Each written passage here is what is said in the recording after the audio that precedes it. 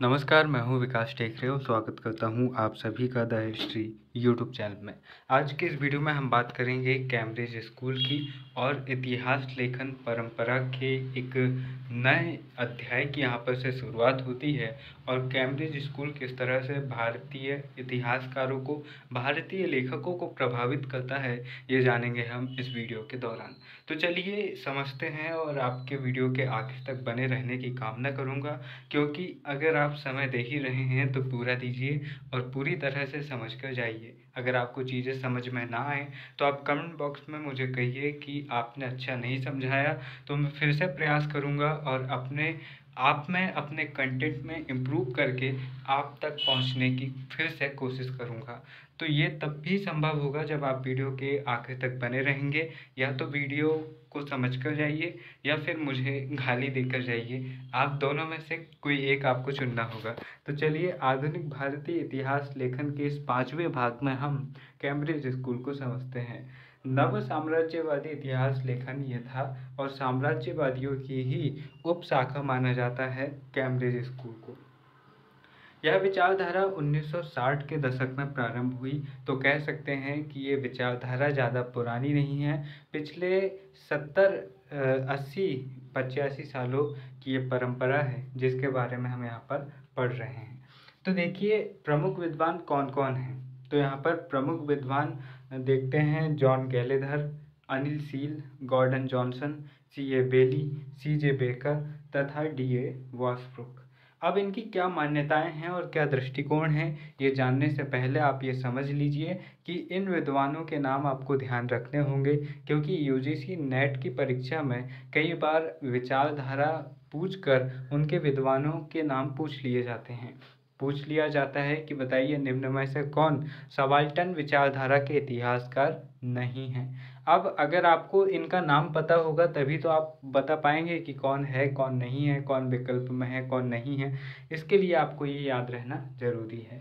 अब इनकी मान्यताएं और दृष्टिकोण को समझते हैं। साम्राज्यवाद व राष्ट्रवाद के बीच किसी तरह का अंतर्विरोध नहीं है। ठीक है, तो ये समझ लीजिए कि साम्राज्यवाद व राष्ट्रवाद के बीच किसी भी तरह का अंतर्विरोध नहीं है, ये यहाँ पर समझाते हैं। और ये कहते हैं कि भाई दोनों ही मतलब उतनी स्पष्ट विचारधारा नहीं है और उतने अच्छे तथ्यों पर आधारित नहीं है। स्थानीय हित एवं विभिन्न गुटों के बीच विद्वेष भारतीय इतिहास की महत्वपूर्ण विशेषता थी। भारतीय राष्ट्रवाद के उदय का कारण सरकारी प्रयास है। तो ये क्या कहते हैं कि भाई भारत में जो राष्ट्रवाद का जन्म हुआ वो सरकारी प्रयासों के कारण हुआ। मतलब कुल मिलाकर अंग्रेजों के विरोध करने के कारण राष्ट्रवाद का उदय हो गया। उसके अलावा राष्ट्रवाद के उदय का कोई कारण यहाँ पर नहीं है, ऐसा ये मानते हैं।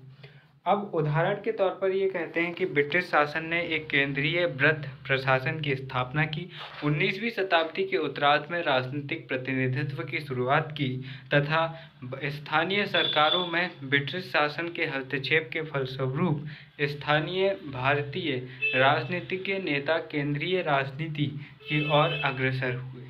तो ये यहाँ पर कहते हैं कि भाई इन्होंने ब्रिटिश शासन का विरोध किया, उनकी व्यवस्थाओं का विरोध किया और फिर हस्तक्षेप किया उन्होंने, और फिर उसके बाद में ये इन्होंने भारतीय राजनीति में प्रवेश किया। भारत में राष्ट्रवादी राजनीति सहित आधुनिक राजनीति के उदय के पीछे मुख्य प्रेरक शक्ति आर्थिक परिवर्तन न होकर ब्रिटिश शासन द्वारा किए गए संस्थागत अवसरों जैसे छोटी छोटी सरकारी नौकरियां पाना, कानून एवं पत्रकारिता का विकास, पश्चिमी चिकित्सा तथा अध्ययन के क्षेत्र में नई शुरुआत जैसे तत्वों पर बल देने से भारतीय राजनीतिकों का एक नया दल तैयार हुआ। तो ये कहते हैं कि भाई ये यहाँ पर इस तरह से अवसरवादी राजनीति यहाँ पर कर रहे थे और इसको हम राष्ट्रवाद नहीं कह सकते। तो यहाँ पर ये कह रहे हैं कि भाई इनका राष्ट्रवाद सिर्फ अवसरवाद पर टिका हुआ था, इसके अलावा कुछ भी नहीं था। अब राष्ट्र की बजाय क्षेत्र आधारित व्याख्या पर, राष्ट्र के बजाय क्षेत्र आधारित व्याख्या पर ये बल देते हैं। राष्ट्र की बजाय क्षेत्र आधारित व्याख्या मतलब ये एक राष्ट्र की संकल्पना पर बल नहीं देते हैं, बल्कि ये क्षेत्र की संकल्पना पर बल देते हैं। और प्रत्येक क्षेत्र में परंपरागत संस्कृतियों पर विशेष बल दिया जाता है।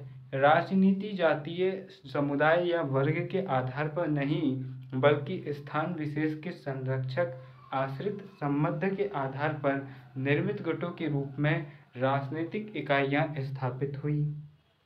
कैम्ब्रिज इतिहासकार वर्ग संघर्ष पर आधारित व्याख्या की बजाय अंग्रेजी शिक्षा और विधायी प्रतिनिधित्व का अवसर प्राप्त करने के लिए विभिन्न क्षेत्रों, जातियों और समुदायों में होड़ प्रारंभ हुई। कैम्ब्रिज स्कूल के इतिहासकारों ने भारतीय राष्ट्रवाद के उदय और विकास को ही नकार दिया। इनके अनुसार तथाकथित राष्ट्रवाद मूलतः सत्ता प्राप्त करने का एक खेल था। इसके लिए भारतीय उपमहाद्वीप में बढ़ता केंद्रीयकरण और इसके ढांचे के तहत प्रतिनिधित्व भी महत्वपूर्ण भूमिका थी। तो यहाँ पर ये दो चीज़ कहते हैं कि भारत का जो राष्ट्रवाद था वह अवसरवादी राष्ट्रवाद था। अवसरवादी राष्ट्रवाद का मतलब क्या होता है, जैसे आपने कई बार देखा होगा फिल्मों में कि कुछ लोग आंदोलन करते हैं और फिर अंदर ही अंदर उनकी सरकार से सांठगांठ हो जाती है और फिर नेता उनको कहते हैं कि भाई तुम आंदोलन बंद कर दो या फिर आंदोलन को दबा दो, हम तुमको इतने पैसे देंगे या फिर हम तुमको इस पद पर बैठा देंगे। तो कैम्ब्रिज स्कूल वाले राष्ट्रवादियों के ऊपर ये आरोप लगाते हैं कि भाई ये इनका जो राष्ट्रवाद है ये खोखला राष्ट्रवाद है। ये सरकारी पद पाने के लिए, सम्मान पाने के लिए, राजनीतिक अधिकार पाने के लिए राष्ट्रवाद का सहारा ले रहे हैं, इसके अलावा कुछ भी नहीं है। ये कहते हैं कि भाई जो इन्होंने आज़ादी प्राप्त की, भारत ने जो आज़ादी प्राप्त की वह सिर्फ सत्ता का खेल है, इसके अलावा कुछ भी नहीं है। इनको बस सत्ता चाहिए थी, उसके अलावा कुछ भी नहीं है। तो यहाँ पर कैम्ब्रिज स्कूल भारतीय राष्ट्रवाद का इतना बुरी तरह से विरोध क्यों कर रहा है? क्योंकि कैम्ब्रिज स्कूल जो है वो साम्राज्यवाद की ही एक उपशाखा है और साम्राज्यवाद राष्ट्रवाद का विरोध करता है। ये हमने पिछले वीडियोस में समझ चुके हैं। तो ये एक प्रकार से उनका ही हिस्सा है कैम्ब्रिज स्कूल साम्राज्यवादियों का, और ये नए तरीके से जस्टिफाई करने का प्रयास करते हैं कि भाई जो राष्ट्रवाद है वो गलत है और साम्राज्यवाद सही है। अंग्रेजों ने सही तौर पर शासन किया और उनका शासन बना रहना चाहिए था। कैम्ब्रिज स्कूल के इतिहासकारों ने भारतीय राष्ट्रवाद के उदय और विकास को ही नकार दिया। उनके अनुसार तथित राष्ट्रवाद मूलतः सत्ता प्राप्त करने के लिए एक खेल था। इसके लिए भारतीय उपमहाद्वीप में बढ़ता केंद्रीयकरण और इसके ढांचे के तहत प्रतिनिधित्व की महत्वपूर्ण भूमिका थी। कैम्ब्रिज स्कूल के इतिहासकारों ने राष्ट्र की बजाय स्थानीय स्थल विशेष को राजनीति की वास्तविक आधार माना है। भारतीय नेताओं के ये राजनीतिक हित राष्ट्रीय हित न होकर स्थानीय हित थे। स्थानीय हितों ने संपूर्ण देश के राष्ट्रीय हितों को विस्थापित कर दिया। ये कह रहे हैं कि भाई ये स्थानीय हित और अपने व्यक्तिगत लक्ष्यों के लिए इन्होंने क्रांति की और इनके पास में कोई भी राष्ट्रीय हित नहीं था। भारतीय राजनीति मुख्य रूप से संरक्षक आश्रितों संबंध पर आधारित अंग्रेजी शिक्षा प्राप्त उच्च शिक्षा वर्ग के हाथों में केंद्रित थी और ये कह रहे हैं कि भैया हमसे ही तुमने ज्ञान लिया और फिर तुमने हमको ही पेल दिया और जो बाकी पूरे देश के लोग हैं उनका प्रतिनिधित्व तो है ही नहीं। इसका मतलब है कि ये स्वतंत्रता संग्राम का ढोंग जो तुम कर रहे हो ये गिने चुने कुछ लोगों के द्वारा ही भड़काई गई क्रांति है। और उन्होंने क्यों भड़काई? क्योंकि उन्हें राजनीतिक हित चाहिए, उन्हें अवसरों की लालसा है, उन्हें पदों की लालसा है। उनके अंदर कोई राष्ट्रवाद नहीं है, ये स्थानीयता है, ये क्षेत्रवाद है, ये राष्ट्रवाद नहीं है। ऐसा कौन कह रहे हैं? ऐसा कह रहे हैं कैम्ब्रिज स्कूल के। अब इन इतिहासकारों के अनुसार जब भी केंद्र में सरकार नया कानून लाती है या सुधार लाती है उसी समय भारतीय राजनेता नए आंदोलन छेड़ने को खड़े होते हैं। तो यहाँ पर क्या है भाई, यहाँ पर क्रिया की प्रतिक्रिया यहाँ पर ये कर रहे हैं। जैसे मोंटफोर्ट सुधार 1919 में आया तो इसके खिलाफ इन्होंने क्या कर दिया, असहयोग आंदोलन 1920 में खड़ा कर दिया। साइमन कमीशन 1927-28 में आया तो इन्होंने क्या किया, सविनय अवज्ञा आंदोलन 1930 में खड़ा कर दिया। क्रिप्स मिशन 1942 ईस्वी में आया तो इन्होंने उसके खिलाफ भारत छोड़ो आंदोलन खड़ा कर दिया 1942 में। तो ये कहना चाह रहे हैं कि भाई कुछ भी नहीं था, इन्हें बस जो ब्रिटिश सरकार है उसका विरोध करना था अवसरों को पाना था, पदों को पाना था, अपनी क्षेत्रीय राजनीति चमकाना था, उसके अलावा कुछ भी नहीं था। इन्होंने साजिशें रची है। ये पूरा जो स्वतंत्रता संग्राम है पूरा ढोंग था, इसके अलावा कुछ भी नहीं था। ये कौन कह रहा है? ये कह रहे हैं, ये सबाल्टन कह रहे हैं, सॉरी कैम्ब्रिज स्कूल के ये कह रहे हैं। तो कैम्ब्रिज स्कूल के इतिहासकार भारतीय राष्ट्रवाद को संदेश की दृष्टि से देखती है। इस संदेह के पीछे यह धारणा है कि व्यक्ति सत्ता या संरक्षण या संसाधनों की प्राप्ति के लिए राजनीति करता है और इस संदेह के पीछे यह धारणा है कि व्यक्ति सत्ता, संरक्षण या संसाधनों की प्राप्ति के लिए राजनीति करता है। राजनीति के पीछे कोई सामाजिक भावना, कोई आर्थिक दृष्टि नहीं होती है। इनके अनुसार व्यक्ति अपने स्वार्थ के लिए सत्ता चाहता है। राजनीतिज्ञों का मूल उद्देश्य और लक्ष्य सत्ता, पद और स्थान प्राप्त करना होता है, न कि समाज सुधार। ब्रिटिश शासन और देशी रियासतों की प्रजा के बीच किसी प्रकार का अंतर्विरोध नहीं था। ये कह रहे हैं कि भाई इन्होंने ये आंदोलन खड़ा किया क्यों? क्योंकि इन्हें सत्ता प्राप्त करनी थी, और जब भारत को अंग्रेज़ों ने छोड़ दिया तो सत्ता किनके हाथों में आई? सत्ता उन चुनिंदा लोगों के हाथों में आई जो अपने आप को क्रांति का, अपने आप को आंदोलन का नेता कह रहे थे, और उन्होंने फिर अपने आप को राजाओं की तरह स्थापित कर लिया। और यहाँ पर क्या उन्होंने समाज सुधार किया? नहीं, उन्होंने और ज़्यादा शोषण किया और उन्होंने अंग्रेज़ों से भी ज़्यादा गईबीती, दयनीय परिस्थितियों का निर्माण किया। अब अनिल सील जो भारतीय कैम्ब्रिज विचारधारा से प्रभावित भारतीय इतिहासकार हैं, उन्होंने इमरजेंस ऑफ इंडियन नेशनलिज्म 1968 में कुछ बातें लिखी। उनके अनुसार, अनिल सील के अनुसार, भारतीय राष्ट्रीय आंदोलन कोई राष्ट्रीय आंदोलन था ही नहीं, ना ही इसका कोई साझा लक्ष्य था। वस्तुतः सरकार से हाथ मिलाने, सहयोग प्राप्त करने एवं केंद्रीय सत्ता में प्रतिनिधित्व पाने भारतीयों में मच्छी होड़ का परिणाम भारतीय राजनीति में था।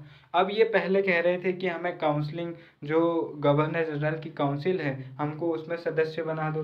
फिर ये कहने लगे कि भाई जो ब्रिटिश संसद है वहाँ पर हमारा एक प्रतिनिधि भेज दो। फिर ये कह रहे हैं कि भाई हमारी गवर्नमेंट पे हमको शामिल करो। फिर ये कह रहे हैं कि साइमन कमीशन आ रहा है तो उस कमीशन में कोई भारतीय क्यों नहीं है। तो कुल मिलाकर भारतीय स्वतंत्रता संग्राम कोई संग्राम था ही नहीं, ये सब इनका नाटक था। और ये सब क्या चल रहा था? ये सब चल रहा था कि भाई हमें चाहिए फ़ायदा, हमें चाहिए अवसर, हमें चाहिए पद, और हमें बस चमकना है, हमें खुद का फ़ायदा निकालना है। और हम ये फ़ायदा कैसे निकालेंगे? हम अंग्रेज़ों के खिलाफ भारतीय जनता को भड़का कर निकालेंगे। जब हम ऐसा करेंगे तो अंग्रेज़ी सरकार झुकेगी और फिर वह हमारी व्यक्तिगत मांगों को पूरा करेगी। दूसरे पॉइंट पे अनिल सील कहते हैं कि राष्ट्रीय आंदोलन का नेतृत्व करने वाले लोगों की पृष्ठभूमियाँ अलग अलग थी और उनके समूह और हित भी अलग अलग थे। पूरा आंदोलन जर्जर प्रतीत होता है। इसकी एकता भी एक गप से अधिक कुछ नहीं थी। इस आंदोलन की शक्ति भी उतनी ही काल्पनिक थी जितना साम्राज्यवाद की। वे चुनौती देने का दावा करते हैं। इसका इतिहास भारतीयों को आपसी विवादों का इतिहास है। यहाँ पर ये कहते हैं कि भारतीय स्वतंत्रता संग्राम क्या है? यहाँ पर कोई एकता नहीं है। कभी उत्तर भारत में भारत छोड़ो आंदोलन शुरू हो जा रहा है तो दक्षिण भारत के नेता उसका समर्थन नहीं कर रहे हैं, वो अपने स्तर पर कोई दूसरा आंदोलन खड़ा कर दे रहे हैं। ये कैसे क्रांतिकारी है जहाँ पर ना तो भगत सिंह की विचारधारा मिल रही है और ना ही गांधी जी की, ना ही सुभाष चंद्र बोस की, ना ही अम्बेडकर की। सब अलग अलग दिशाओं में भाग रहे हैं। कोई नेहरू का समर्थन कर रहा है तो कोई सरदार वल्लभ भाई पटेल का समर्थन कर रहा है। ये कैसा फ्रीडम मूवमेंट है जहाँ पर एक राष्ट्र की भावना ही नहीं है, एक आंदोलन की भावना ही नहीं है। ऐसा कहकर ये कैम्ब्रिज स्कूल के भारतीय स्वतंत्रता संग्राम को क्या करते हैं? आलोचना करते हैं। अब कैम्ब्रिज स्कूल चूँकि साम्राज्यवाद की ही एक शाखा थी तो ये साम्राज्यवाद को जस्टिफाई करने का प्रयास करती है और ये कहती है कि भाई जो अंग्रेज़ थे वो बहुत अच्छे थे और उन्हें बने रहना था। अब दोस्तों एक चीज़ आपको दिखाता हूँ। दोस्तों एक बात हमेशा ध्यान रखना, एक अच्छा एक्टर वो होता है जब वो एक विलन के कैरेक्टर की एक्टिंग करता है तो अगर वो किसी हीरोइन को या फिर कोई गलत काम कर रहा है तो आपको उससे नफ़रत हो जानी चाहिए। जैसे एग्ज़ाम्पल के तौर पर कोई अगर रावण का किरदार प्ले कर रहा है और वह सीता हरण कर रहा है या फिर किसी को मार रहा है, तो आपके अंदर गुस्सा आना चाहिए कि भाई ये कैसा हो रहा है। आप बिल्कुल उसको असल का रावण समझने लगे और वो जो कर रहा है वो असल में कर रहा है, ऐसा आप मानने लगे। अगर कोई भगवान राम का किरदार प्ले कर रहा है तो आपको ये लगना चाहिए कि हाँ वाकई ये भगवान राम है। अगर भगवान होते होंगे तो ये सेम ऐसे ही होते होंगे जैसे कि रामायण में अरुण गोविल ने किया था, जो पुरानी दूरदर्शन वाली रामायण है। तो एक अच्छा एक्टर वो होता है जो लोगों को ये एहसास करा देता है कि भाई एक्टिंग के दौरान जो वो कर रहा है वो सच में वैसा ही है। उसी तरह एक अच्छा टीचर, एक अच्छा प्रोफेसर वो होता है जो आपको पढ़ाता है, जो भी विषय वो पढ़ा रहा है। मान लो वो अगर मार्क्सवाद पढ़ा रहा है तो उससे पढ़ने के बाद आपको ऐसा लगे कि भाई ये ज़रूर मार्क्सवादी है। अगर वो राष्ट्रवाद पढ़ा रहा है तो आपको लगे कि भाई ये ज़रूर राष्ट्रवादी है। उसी तरह मैंने प्रयास किया, जब मैं आपको कैम्ब्रिज स्कूल अभी पढ़ा रहा था तो मैंने भारतीय राष्ट्रीय आंदोलन की आलोचना की और निम्न तरीके से आपको समझाने का प्रयास किया कि भाई किस तरह से कैम्ब्रिज स्कूल कहना चाहता था। तो कैम्ब्रिज स्कूल के नज़रिए से मैंने आपको समझाने का प्रयास किया और इस समझाने के दृष्टिकोण में मैंने कई बार स्वतंत्रता संग्राम की आलोचना की। अगर आप इन शब्दों से आहत हुए हों या फिर आपको बुरा लगा हो तो माफ़ी चाहता हूँ। कैम्ब्रिज स्कूल कुल मिलाकर अंग्रेज़ों का संरक्षक था और ये कहना चाहता था कि भारत में अंग्रेज़ों ने जो शासन किया वो सही था और इसे बने रहना चाहिए था। क्यों बने रहना चाहिए था, प्रश्न ये खड़ा होता है। क्या आप बाहरी देश के लोग हम पर शासन करें और हम तब भी आवाज़ ना उठाएं, और फिर जब आवाज़ उठाई गई तो फिर ये अलग अलग तरीके से जस्टिफाई करने का प्रयास करते हैं कि भाई ये जो आवाज़ उठा रहे हैं वो गलत तरीके से उठा रहे हैं। तो ये एक बिंदु निकल कर आता है कि भाई कैम्ब्रिज स्कूल किस तरह का स्कूल था। तो यहाँ पर से चैट जीपीटी से थोड़ा इसके बारे में और जानकारी देख लीजिए।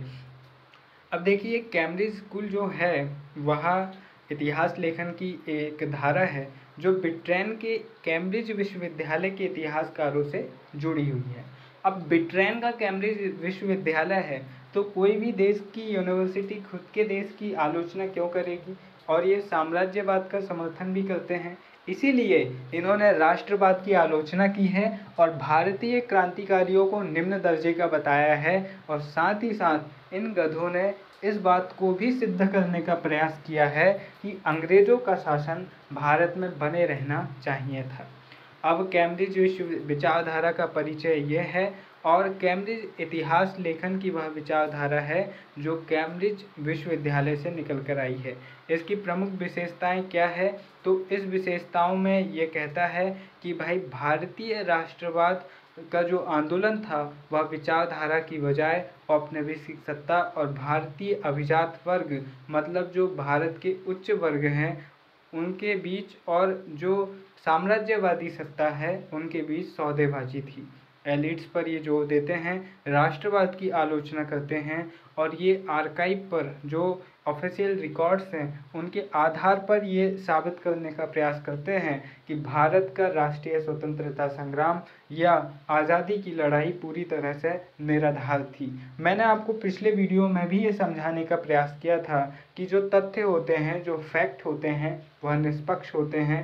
एक नकारात्मक व्यक्ति उनका इस्तेमाल करके नकारात्मक चीज़ें बना सकता है और नेगेटिविटी फैला सकता है, और एक सकारात्मक व्यक्ति उन्हीं तथ्यों का इस्तेमाल करके समाज में सकारात्मक फैला सकता है। तो तथ्य कुछ नहीं बोलते हैं, इतिहासकार उन तथ्यों से बुलवाता है, उनसे समाज का हित भी हो सकता है और उन्हीं तथ्यों से समाज का अहित भी हो सकता है। तो उन्हीं तथ्यों से इन कैम्ब्रिज स्कूल के इतिहासकारों ने भारतीय क्रांतिकारियों का अहित करने का प्रयास किया और उनका जो बलिदान है उसको नकारने का प्रयास किया। अब देखिए इसके प्रमुख इतिहासकार कौन कौन हैं, तो Anil Seal, the emergence of Indian nationalism, फिर आते हैं जॉन ग्लैंडर और इनकी है the decline revival and fall of the British empire.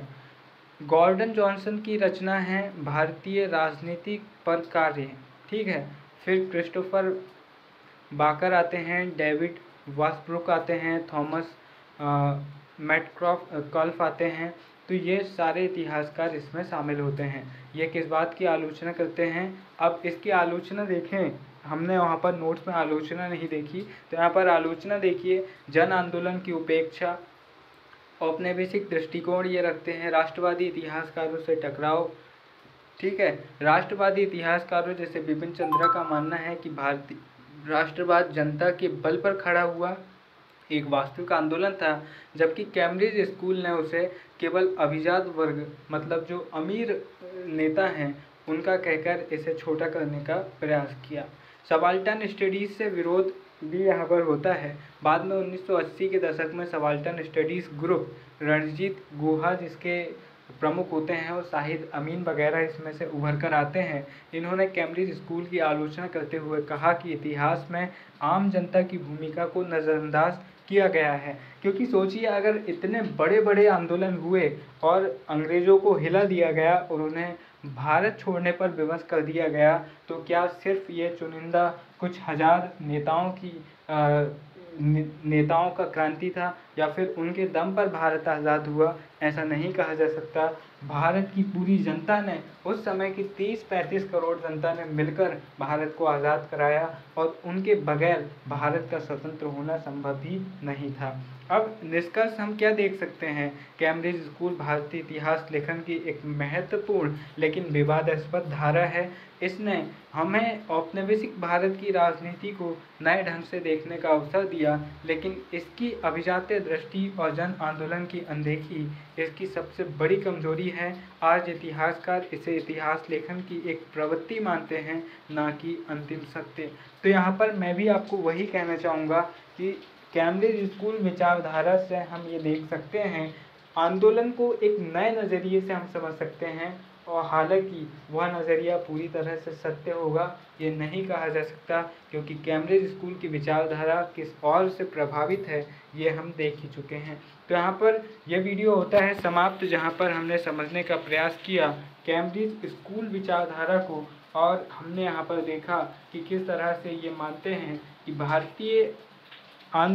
भारतीय स्वतंत्रता आंदोलन अवसरवाद, पद और लालसा की प्राप्ति का आंदोलन था, न कि भारत की स्वतंत्रता के लिए एक राष्ट्रवादी आंदोलन। तो कैम्ब्रिज विश्वविद्यालय या फिर कैम्ब्रिज स्कूल ऐसा क्यों कहता है, और इसकी क्या आलोचना है, इसकी क्या विशेषताएं हैं, इसकी क्या सीमाएं हैं, ये सब कुछ हम इस वीडियो के दौरान देख चुके हैं। वीडियो के आखिर में बस वही कहूँगा जो वीडियो की शुरुआत में आपसे कहा था कि वीडियो के आखिर तक बने रहिए।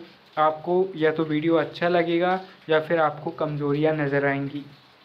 आपको अच्छा लगा या बुरा लगा, आपकी प्रतिक्रियाओं का इंतज़ार मैं कमेंट बॉक्स में करूँगा।